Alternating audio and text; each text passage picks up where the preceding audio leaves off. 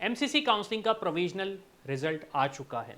अब provisional result आने का मतलब ये है कि ऑलमोस्ट 99% कंफर्म हो चुका है कि किसे एडमिशन किस ब्रांच में मिला है, किस कैटेगरी में, किस कोटे के थ्रू।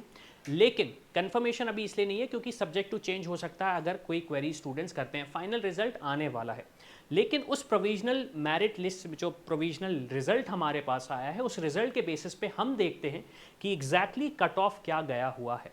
अब देखिए, सबसे पहले तो अगर मैं एनालिसिस करूं तो यहाँ पे आपको देखने मिलेगा कि जो मेजरली स्टूडेंट्स इस साल चाह रहे हैं वो न्यूक्लियर मेडिसिन की तरफ स्टूडेंट्स जाना चाह रहे हैं, क्योंकि हाईएस्ट कट ऑफ अगर मैं बात करूं, जैसे कि न्यूक्लियर मेडिसिन का ओपन कैटेगरी के लिए ऑल इंडिया कोटे पे 1918 का कट ऑफ गया हुआ है, 1918 का कट ऑफ गया हुआ है।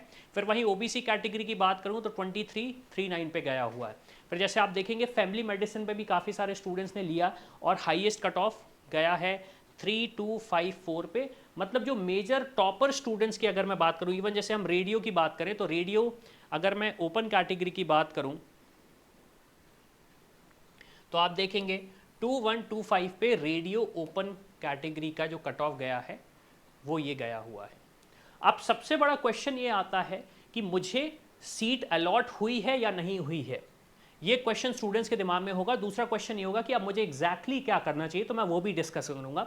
बाकी इस पीडीएफ की अगर मैं बात करूं तो ये पीडीएफ बहुत बड़ी है, अराउंड 16 से 17 पेजेस हैं, तो इसका लिंक मैं आपको डिस्क्रिप्शन में दिलवा दूंगा, जिसको जाके आप सेल्फ एनालिसिस भी कर सकते हो कि किस ब्रांच के लिए किस कैटेगरी का क्या कट ऑफ गया है, कितनी रैंक पे वो क्लोज हुआ है राउंड 1 में। अब कुछ चीज़ें मैं आपको बता दूं जो राउंड 1 से आपको चीज़ें समझ में आएंगी। राउंड 1 में उन स्टूडेंट्स ने पार्टिसिपेट किया था जो ऑल इंडिया लेवल पे तो काउंसलिंग देख ही रहे हैं, कॉलेजेस देख ही रहे हैं, लेकिन वो अपनी स्टेट में भी कॉलेजेस देखेंगे ही देखेंगे। जो स्टूडेंट है कॉलेज में तो मतलब अपनी स्टेट पे कॉलेजेस तो देखेंगे ही देखेंगे। अब 3 सिनारियो जो मैंने डिस्कस किए, पहला तो ये है सीट अलॉटेड। अगर सीट अलॉट हो चुकी है आपको, तो अब आपको अभी ये डिसीजन लेना है कि मुझे जो सीट अलॉट हुई है उससे मैं सेटिस्फाइड हूं या नहीं हूं। अगर आप उससे सेटिस्फाइड हो तो आप अपने डॉक्यूमेंट्स लेके एडमिशन वहां पे ले लीजिए, आप वहां पे एडमिशन ले लीजिए। क्यों? क्योंकि आपके पास अब और कोई ऑप्शन ही नहीं है, हमें जो सीट चाहिए थी वो हमें मिल चुकी है।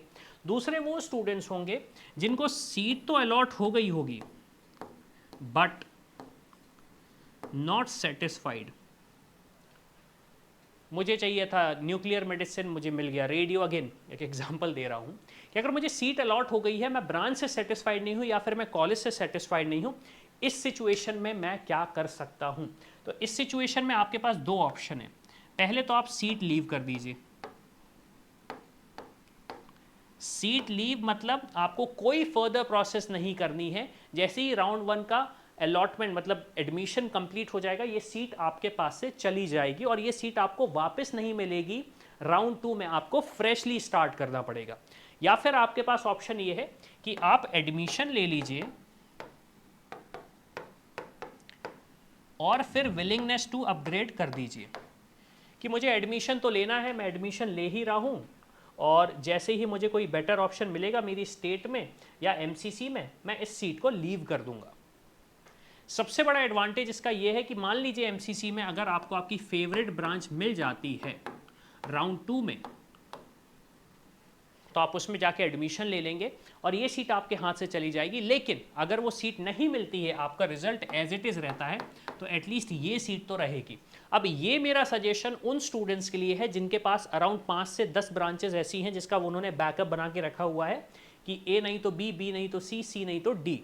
हमें इन ब्रांचेस में अगर कोई भी ऑप्शन मिल जाता है इस पर्टिकुलर रीजन में, तो हम उससे सेटिस्फाइड है।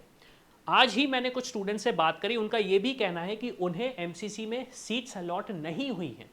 अब मैंने उनसे पूछा ऐसा क्यों, आपकी तो रैंक अच्छी थी, तो उनका ये कहना था हमने लास्ट ईयर देखा कि एक्स नंबर पे कॉलेज अलॉट हो गया था, मेरे वाई थे जो कि काफ़ी ज़्यादा थे, मतलब मेरे जो रैंक थी वो वाई थी, काफ़ी ज़्यादा थी, कंपेयर मुझे लगा नहीं मिलेगा, लेकिन इस साल मैं देख रहा हूँ कि वो सीट्स मिल रही है।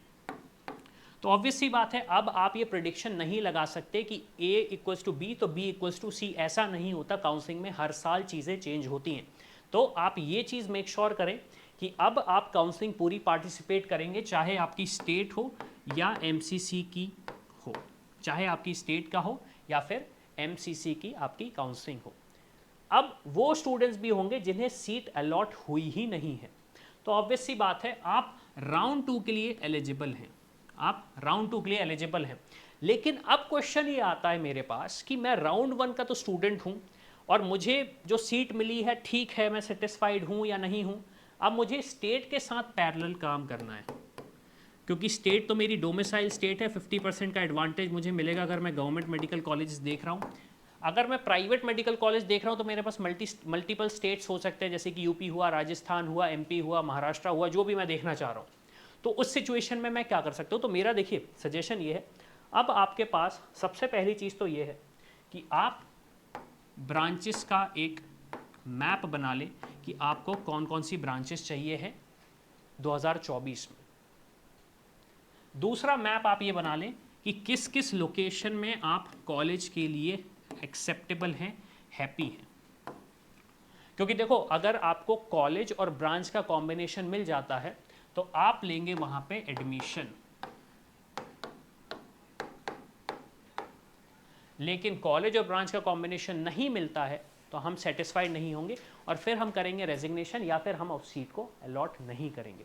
लेकिन ये चीज़ सिर्फ और सिर्फ आपको राउंड 1 में मिलेगी, एमसीसी में फ्री एग्जिट का ऑप्शन, ये सिर्फ और सिर्फ राउंड 1 में मिलेगी।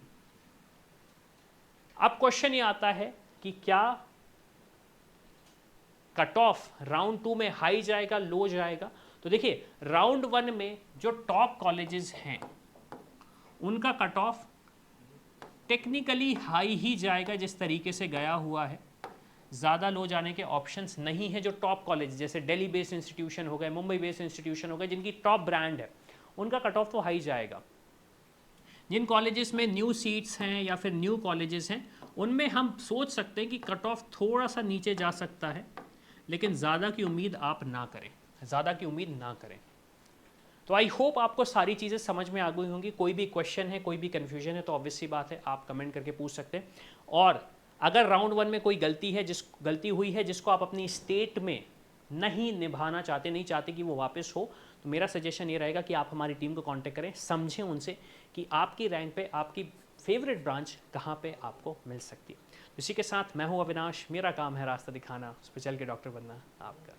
I hope you like this video. For more such videos, keep watching our channel and do not forget to like, share and subscribe.